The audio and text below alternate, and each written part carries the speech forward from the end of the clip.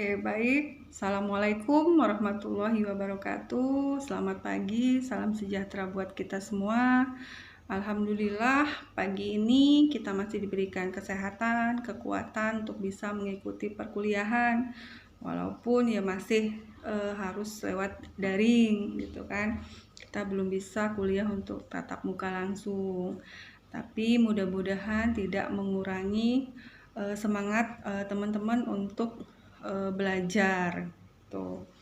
Nah, untuk tema perkuliahan kita minggu ini itu tentang tes minat bakat. Jadi saya akan menjelaskan salah satu alat tes yang untuk melihat minat bakat. Nah, minggu lalu kan kita sudah bahas tentang tes kognitif yang berkaitan dengan intelijensi. Nah, minggu ini kita akan membahas tes minat bakatnya yaitu RMIB. Nah, RMIB ini tentu kalian gak asing lagi, sering dengar tes RMIB gitu kan. Nah, sebelum kita bahas lebih jauh tentang RMIB, saya akan menjelaskan lebih dulu tentang sejarah dari tes RMIB ini.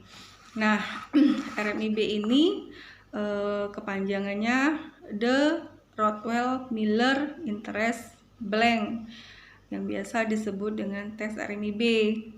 Nah, tes RMIB ini disusun oleh Rothwell-Miller pada tahun 1947. Nah, pada saat itu tes ini hanya memiliki 9 kategori dari jenis-jenis pekerjaan yang ada. Kemudian baru pada tahun 1958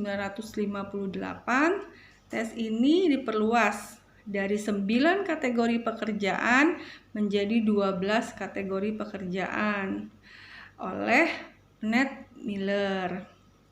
Nah, maka sejak saat itu tes ini dikenal dengan tes interest Rothwell-Miller. Nah, tes RMIB ini memiliki kekhususan. Nah, apa aja kekhususannya? Yang pertama, tes ini dapat memasukkan ke dalam susunan baterai tes. Kemudian lebih mudah, lebih praktis untuk dikerjakan. Kemudian cocok untuk diberikan kepada orang dewasa. Scoringnya, administrasi tesnya juga lebih cepat, lebih mudah, bisa dengan cara manual. Kemudian pengisian dari tes ini akan menimbulkan interest, keminatan subjek yang aktif sifatnya. Kemudian hasil dari keseluruhan tes akan memperlihatkan pola interest dari subjek. Nah, tes ini juga bertujuan tidak hanya mengetahui kebenaran pada stereotip dari suatu pekerjaan, tetapi untuk mengetahui bahwa konsep tersebut benar-benar ada dan dapat merupakan pengaruh yang kuat terhadap konsep-konsep seseorang mengenai suatu pekerjaan. Gitu. Meskipun pada kenyataannya banyak pekerjaan yang berbeda dengan konsepnya. Itu. Kemudian sebelum lebih jauh tentang tes RMIB ini, tes RMIB ini ada bukunya ini. Buku ini untuk wanita, tulisannya wanita. Kemudian yang ini kebetulan saya nggak punya buku kecilnya, ini buku besarnya, tulisannya pria. Dan yang satu lagi ini untuk perusahaan, tulisannya perusahaan. Nah, di tes RMIB ini ada, saya ambil satu buat contoh yang perempuan, yang wanita.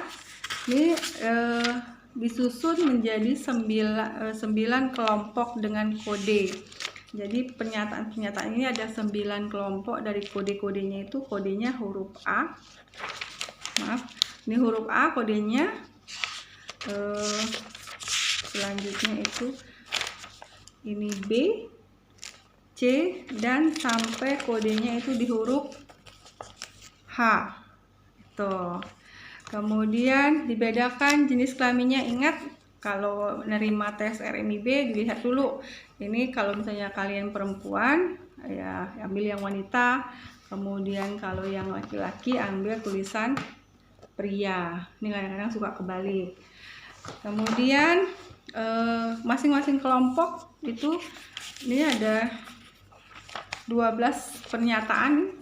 Jadi setiap kelompok soal ini, di kelompok pernyataan A ini ada 12 pernyataan. Kemudian ini B juga ada 12 pernyataan. Boleh kita hitung. Ini 1, 2, 3, 4, 5, 6, 7, 8, 9, 10, 11, 12. Ada 12 pernyataan. Nah, sebelum kalian mengisi pernyataan-pernyataan pada masing-masing kode itu dibaca dulu instruksinya. Jadi masing-masing kode yang A, B, C, D, E, F, G, H itu beda-beda instruksinya. Dalam arti instruksinya itu situasi pernyataan pada masing-masing kode soal itu. Nah, ini gimana cara mengisinya dari 12 ini? Nah, misalnya kalian untuk soal nomor 1 ini untuk soal nomor 1 ini kalian menyukai sekali pernyataan ini. Kalian kasih ini tanda angka 1. Nanti misalnya di pernyataan ke-6 kalian menyukainya yang kedua, kasih tanda 2 sampai dengan 12. Jadi tidak harus berurutan, yang jelas itu sesuai dengan minat kalian.